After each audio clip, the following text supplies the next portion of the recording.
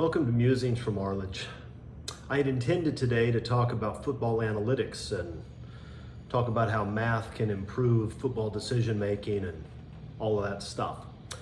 But then we got news this morning that we had lost a great Trojan, my friend Kevin Bruce, a longtime WeAreSC contributor. This morning, Kevin died after a very long fight with brain cancer. Those of you who are familiar with WeAreSC or who watch the Inside the Trojans Huddle YouTube show that we put together are familiar with Kevin. I want to talk a few minutes about Kevin and why I think he epitomized what it means to fight on. I first met Kevin some years ago when I moved from Southern California to Dallas. I had known that Kevin lived here, and I had been following his work on WeAreSC. And so I contacted him and asked him if he wanted to have lunch. At the point, I knew a fair amount about Kevin's background. I knew that he was a linebacker, a good one, on those great John McKay teams in the early and mid 1970s. I knew that Kevin was a team captain. He played in 3 Rose Bowls. He was part of 2 national championship teams. He was honorable mention All-American. He was first team All-Conference. He was also an academic All-American, received an NCAA postgraduate scholarship, and won the Trojan Diamond Award for being the outstanding graduating senior. He was also a key part of maybe the greatest USC football game of all time, the 1974 legendary comeback game against Notre Dame, a game in which Kevin played very well and recovered a couple fumbles and was a key part of that comeback. I knew a lot of that when I met Kevin the first time, but what struck me initially upon meeting him was how small he was. Kevin did not look like a linebacker from some of the legendary college football teams of all time.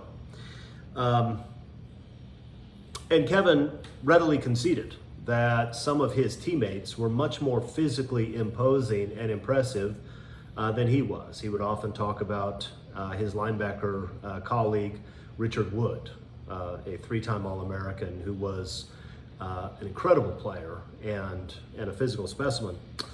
But 2 things became very clear if you sat down and talked to Kevin about football. One was he had a deep and sophisticated understanding of the game. He knew X's and O's, he understood strategy, he had a deep understanding about the mental part of the game. This is a guy who really understood what football's all about. And how does a guy like Kevin become a captain on teams that were so great for one of the greatest coaches of all time? Because having Kevin Bruce on the field was essentially like having a coach on the field. And I know that that's a common trope. People say that all the time. In Kevin's case, it was really true, to the point where he would sometimes throw teammates off of the field in a game because he didn't like the effort they were putting forth or because he didn't like their missed assignments. And so he would act as a coach and simply make substitutions as he saw fit. That's what sort of player and leader he was. The other thing that would jump out to you if you sat down and talked to Kevin about football was his passion and his intensity. Kevin Bruce loved football. And he was in many ways a throwback to the golden age of USC football. And I mean that in all the best ways. Kevin is a guy who believed in toughness and physicality. He believed that you won football games and became great by aggressively going after your opponent, by punching him over and over and over again until he quit.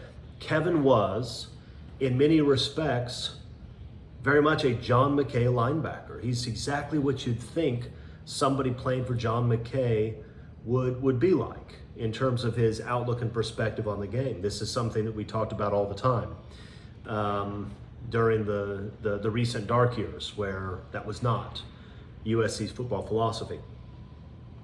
It was not unusual over the last so many years, 5, 6, 7, I don't know how many, for Kevin and I to commiserate about what we were seeing. One of us might send a text to the other during the game and launch off on our usual tirades about the lack of physicality or the lack of execution, the lack of effort, the lack of any brain power on the sideline, whatever the case may be. We had lots of those conversations. Kevin Bruce loved football. Kevin loved football the way it's supposed to be played. He was a big believer that if you're going to play the game, then you need to play it right. And that means that you need to make a commitment.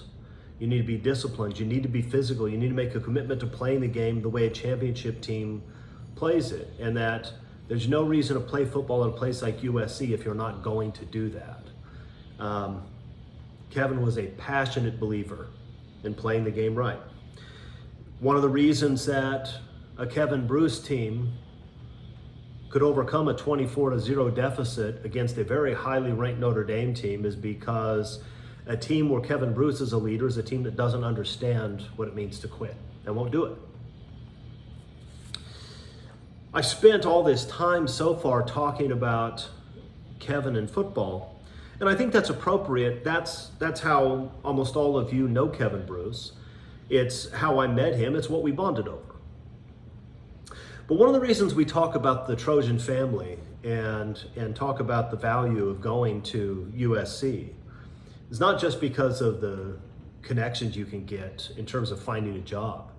It's that you get to meet people like Kevin Bruce. Kevin was a bright and accomplished guy. And yes, he was knowledgeable and bright and accomplished when it comes to football, but also well outside of that. Most of you may not know, Kevin did reorganizational work.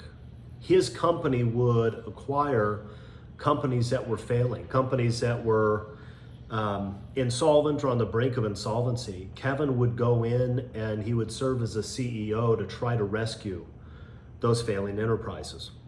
To do that kind of work, you have to be a very quick learner. You have to be able to take in information and process it very, very quickly, because you are constantly leading different types of organizations in different types of industries. It's not an accident that Kevin could analyze football so well. Kevin had an analytical mind that could analyze all kinds of things very well.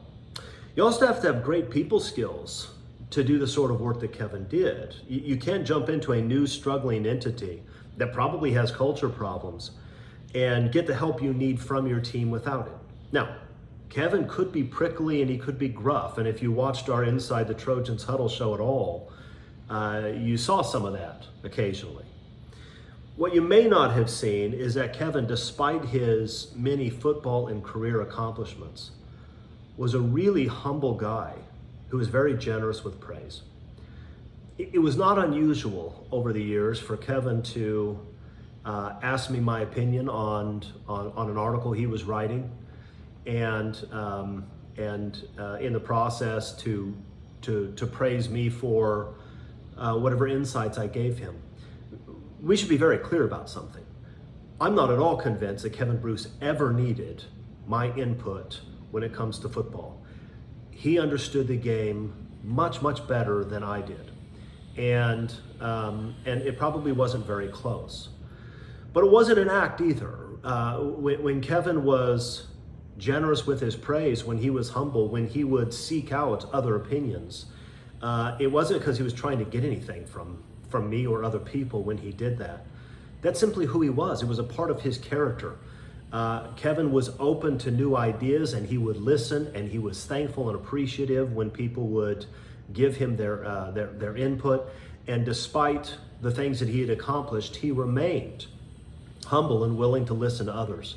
Fantastic quality in a human being. Kevin had it in spades. And to do what Kevin did for a living, you have to be a person of hope, right? To jump into one of these struggling enterprises that's failing and maybe on the brink of total failure, you have to believe that you can jump in and turn it around. And that leads me to this.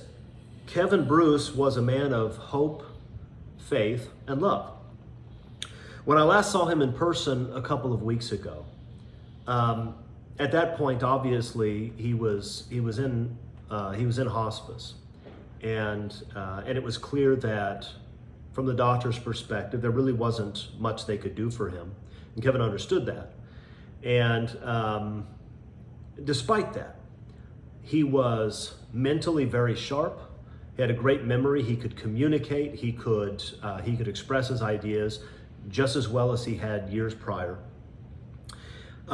He was in good spirits, and he was very much concerned about the people that he loved. He expressed gratitude and concern for his wife, Patty, and for his sister-in-law, who had been helping to take care of him, which was becoming an increasingly difficult job. And he told me that while he wasn't altogether thrilled about dying, that he was not afraid of death. Kevin was a man of faith, and he believed that his Maker had made him a promise, and that that promise would be fulfilled. And Kevin believed that when he passed, that he would go to a better place. And because of that, Kevin was able to take on his situation with a great deal of courage because of his faith. Kevin Bruce fought on until the very end, which is exactly what anybody who had known Kevin would have expected him to do. Kevin Bruce was a really good man. He was a very good Trojan. He's exactly what the Trojan family is supposed to be about. He's exactly what Fight On is supposed to be about. Kevin, thank you for all that you've done. Thank you for the time that you spent with me. The Trojan family will miss you, my brother. I'm going to miss you too. Fight on, Kevin.